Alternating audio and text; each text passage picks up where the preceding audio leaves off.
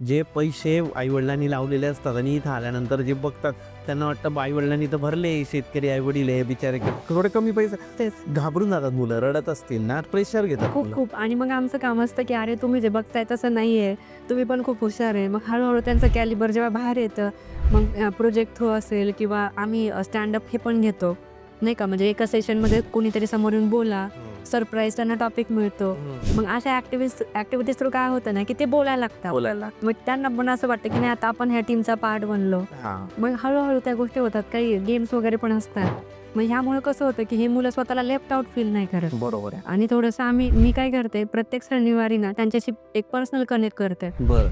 म्हणजे कसं माझ्या स्टाफ व्यतिरिक्त मी एक अशी व्यक्ती आहे की ती प्रत्येकांना राईट आहे की माझ्याशी डायरेक्ट बोलायचं. बरं. मला सगळं शेअर करतात. हो. म्हणजे एखादी मॅरिड वुमन असेल ती मला सांगते की तिचा काय प्रॉब्लेम आहे. बरोबर आहे. हा एखादा मुलगा आहे त्याचा काही इश्यू असेल, म्हणजे ट्रेनिंग व्यतिरिक्त बरेच प्रॉब्लेम प्रत्येकाला असतात.